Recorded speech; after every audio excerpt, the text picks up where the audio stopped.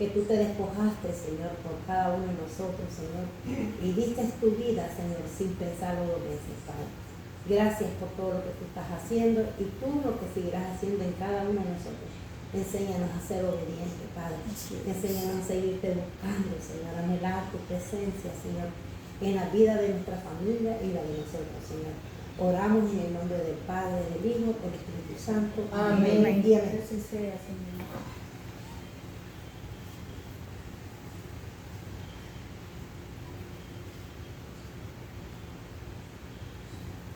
Ya, ¿quedó bien?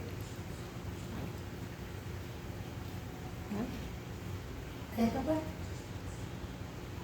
Ah, quítalo, pero porque estoy yo.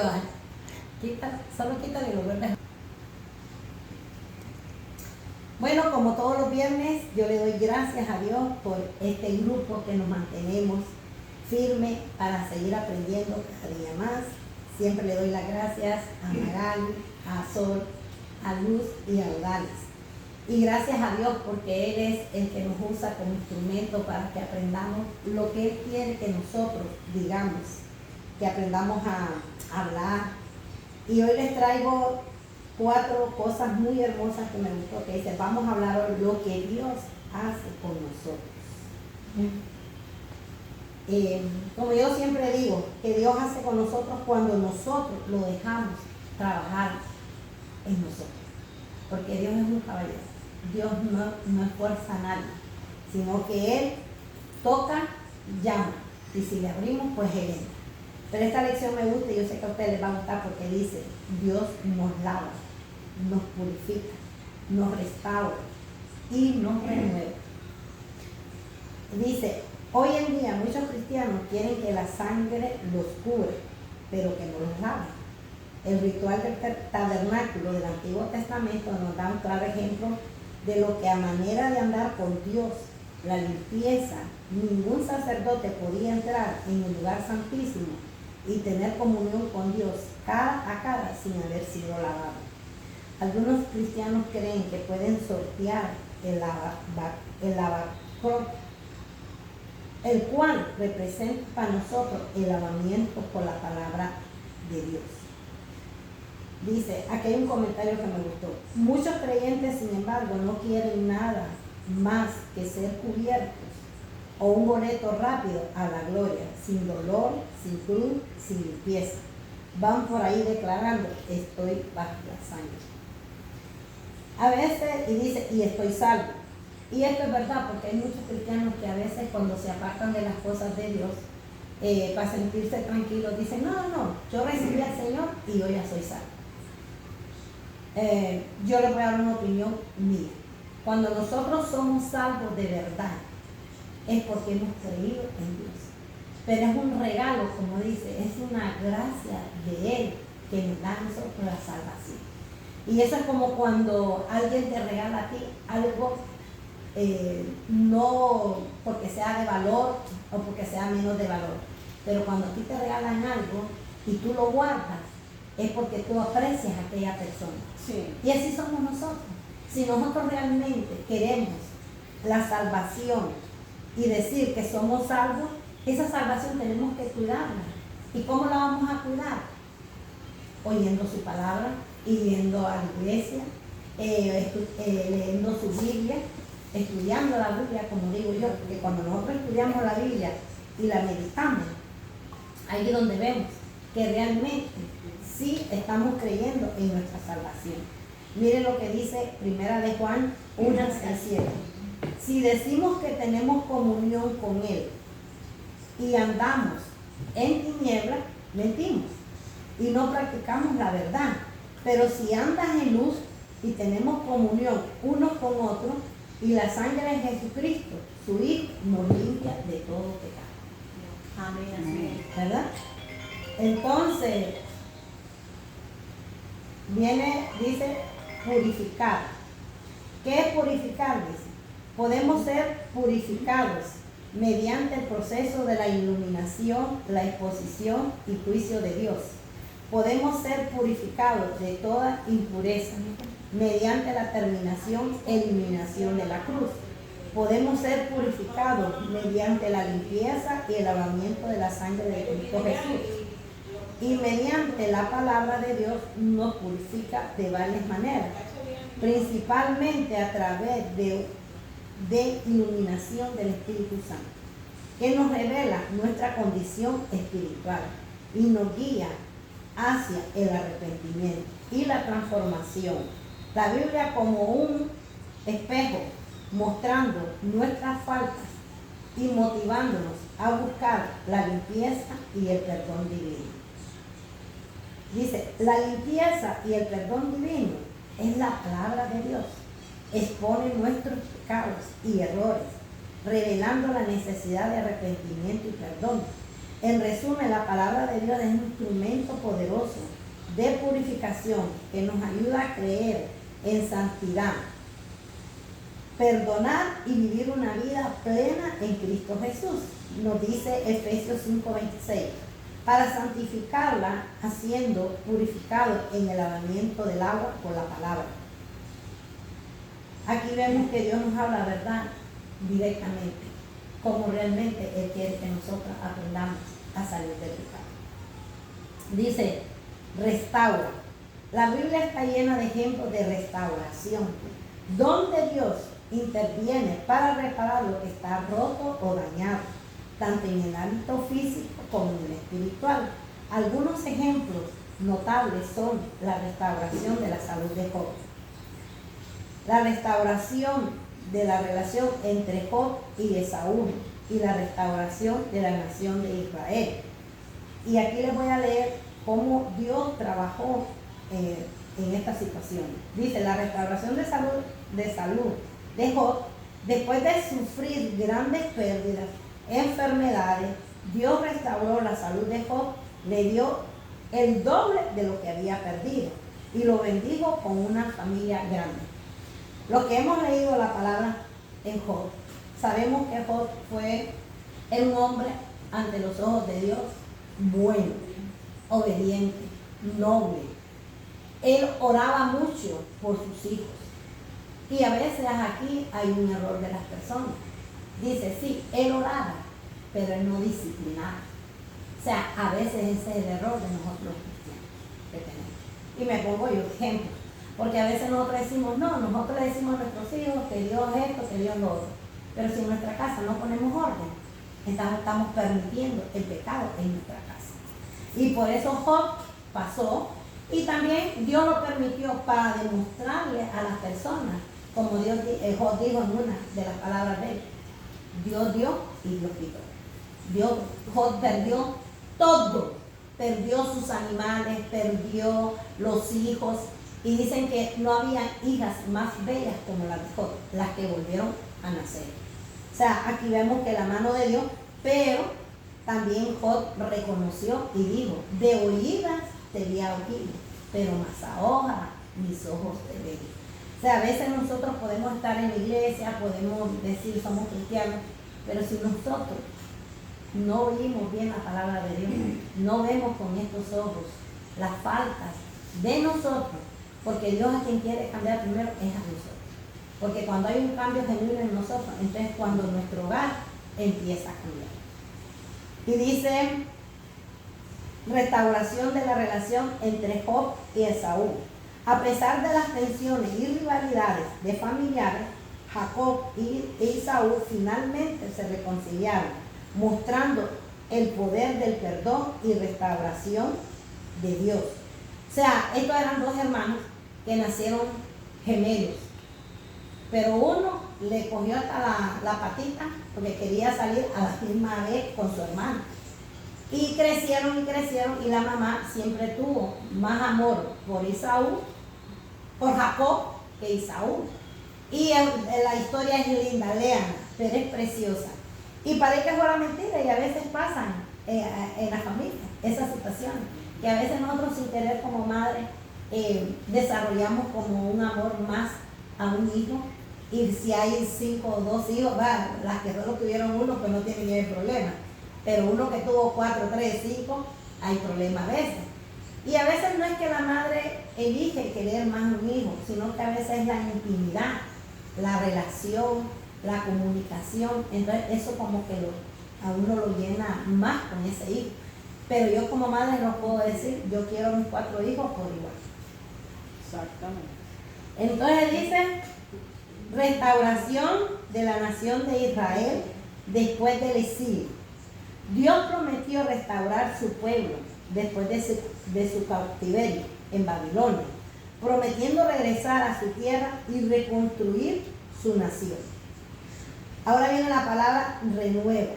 La frase renueva es tu mente. Se refiere a un proceso de transformación espiritual que implica cambiar la forma de pensar y actuar para que esté alineado con la voluntad de Dios, según lo enseñamos en la Biblia específicamente. En Romanos 12:2 dice, no os conforméis a este siglo, sino transformaos por medio de la renovación de vuestro entendimiento, para que comprendéis cuál sea la voluntad de Dios, que es agradable, perfecta y buena. Aquí vemos que Dios nos está diciendo a nosotros que no nos conformemos a este siglo, que no nos conformemos en este mundo, sino que pensemos para las cosas venideras. Que un día Él va a venir por su pueblo y Dios permite que ahí estemos nosotros, que nos mantengamos firmes, sí, porque si nos mantenemos firmes, pues vamos a ser escogidas por Él, ¿me entiendes? Pero si nosotros mañana pasado, y digo, no, si yo no veo, porque a veces esto, lo otro, y me voy más fácil para el mundo otra vez, ahí hay posibilidades de que yo pierda mi salvación. Eso de salvo por ser salvo no existe. La salvación hay que cuidar como un regalo precioso, como le está diciendo. Ahora dice Efesios 4:23-24, y renovaos en el espíritu de vuestra mente y vestidos del nuevo hombre, criado Jesús Dios es la justicia y la santidad y la verdad. ¿Qué implica renovar la mente de Cristo? Es elegir conscientemente, pensar como Cristo piensa, lo cual implica tomar decisiones basadas en sus enseñanzas y ejemplos, focalización en lo positivo, centrarse en pensamientos que son verdaderos, nobles, justos, puros, amables, dignos de elogio, como sugiere Filipenses 4:8.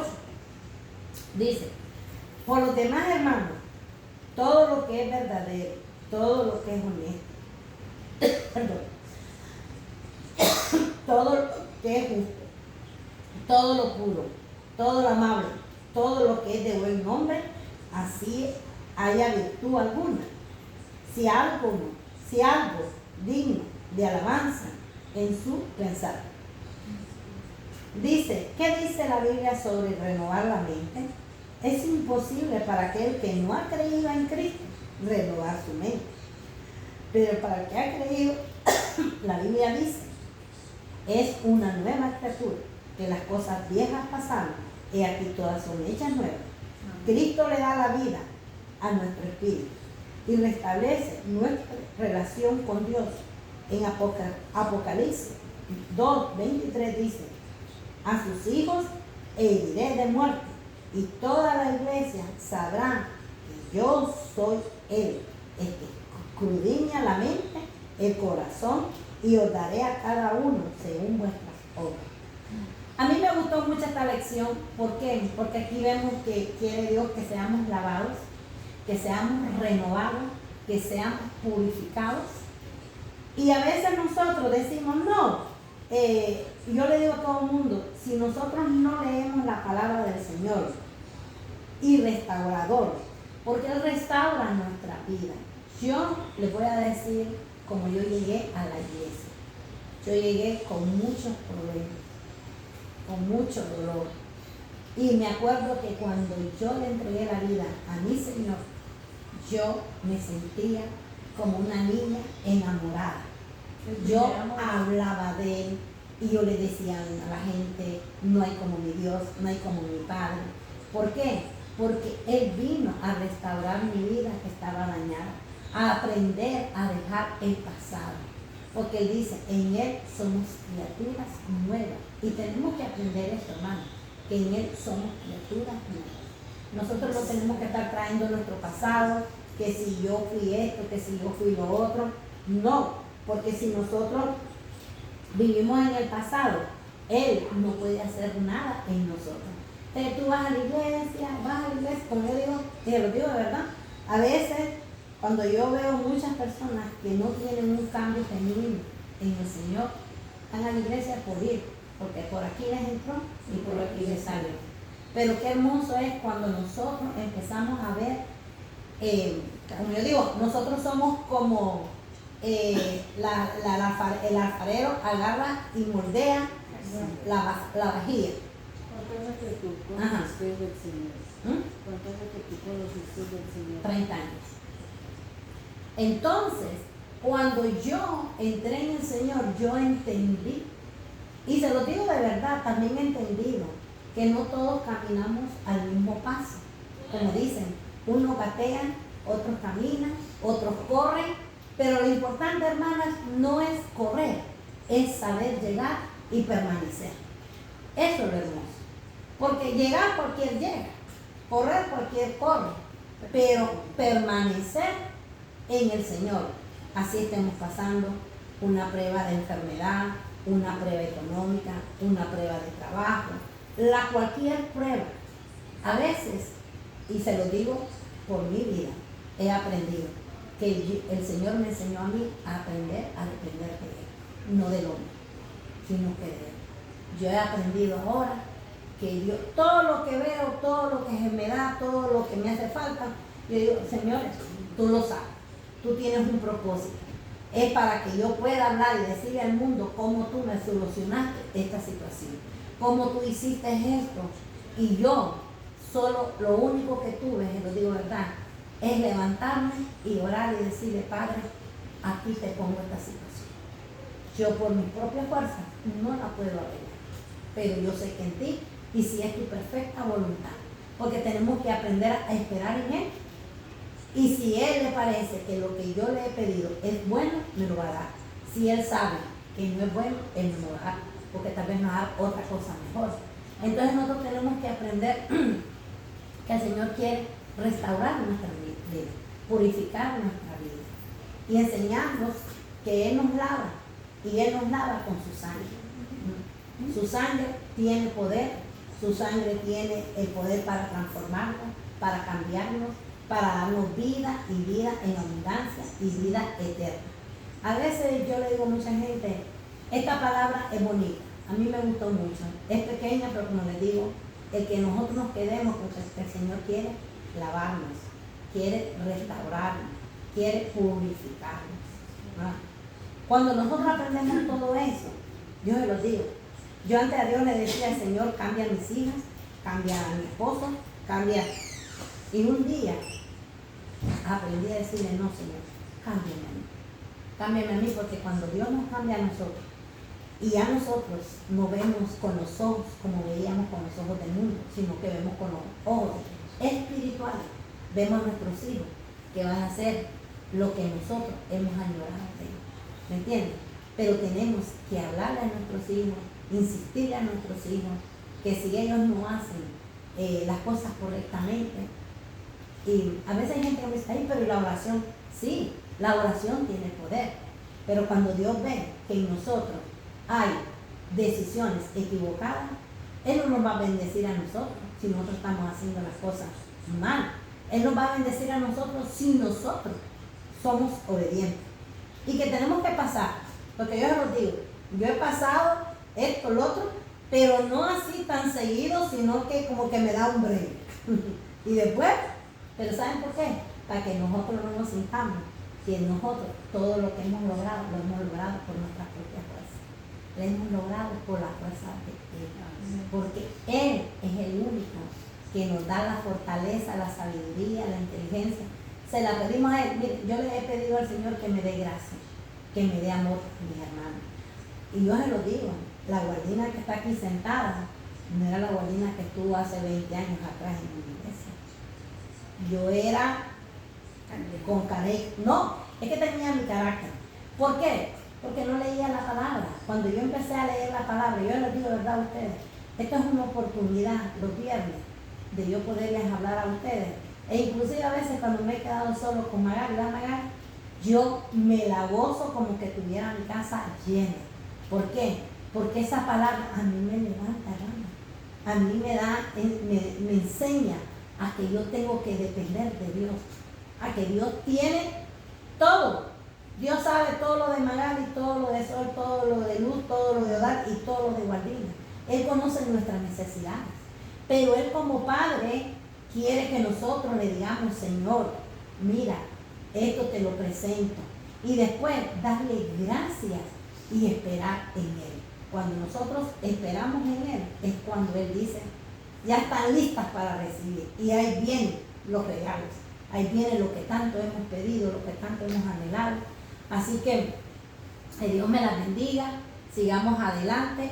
No cojamos impulso para caminar para atrás como los cangrejitos, sino que seamos mujeres, como dicen, guerreras, valientes y esforzadas. Y que sigamos adelante y que este mensaje a cada mujer le llegue. En el nombre del Padre, del Hijo y del Espíritu Santo. Amén.